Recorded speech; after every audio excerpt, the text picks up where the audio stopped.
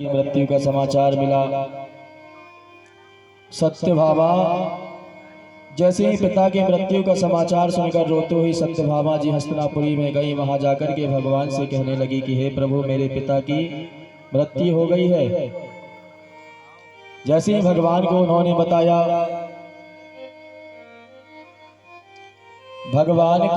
तो भगवान के भी नेत्रों से आंसू प्रभा होने लगे। श्री सुखदेव जी महाराज कहने लगे कि ये तो परमात्मा है, क्यों रो रहे हैं। परंतु श्री सुखदेव जी महाराज कहते हैं कि उनकी जो धर्म पत्नी है, उनके पिता की मृत्यु हो गई। उनके पिता के शोक में ग्रसित होकर के भगवान रो रहे हैं। यदि भगवान नहीं रोएंगे तो इनकी पत्नी दुखित होगी।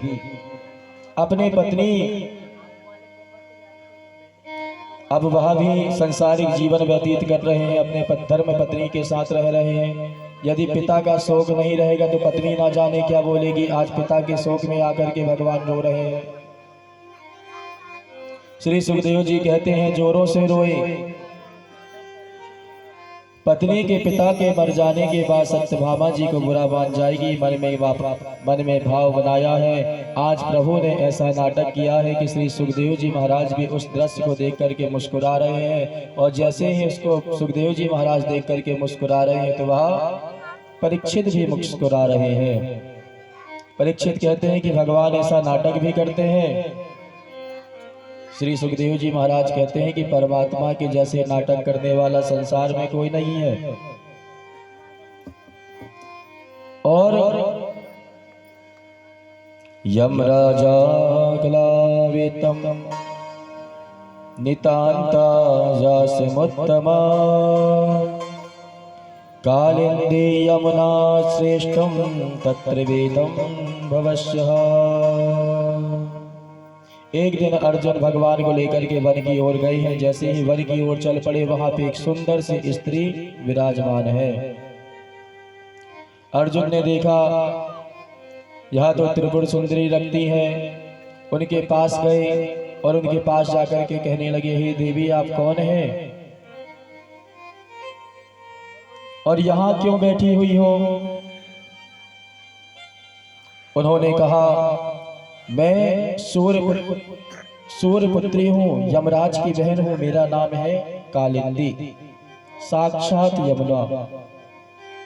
कहने लगी, बताइए। उन्होंने कहा,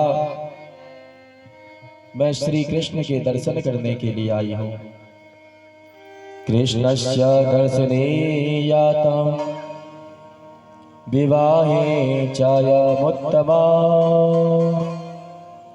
यावद विष्णुवारेण्यं वरदं ते संपनंजिहा।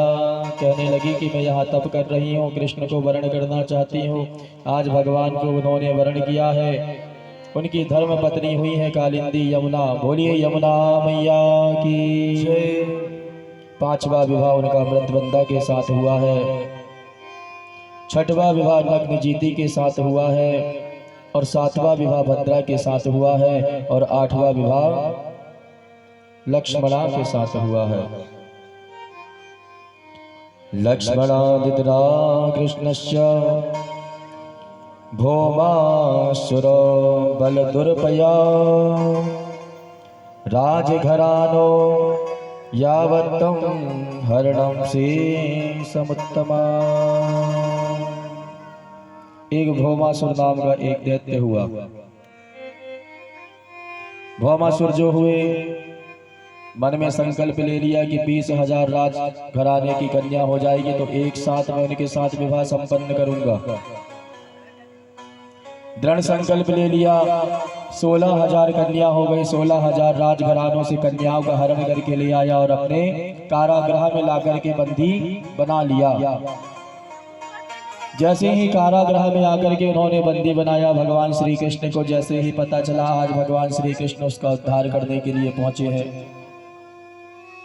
कारागृह में प्रवेश किया, भौमासुर का उद्धार किया और वही 16,000 स्त्री जो उनके कारखाने में बंद थी,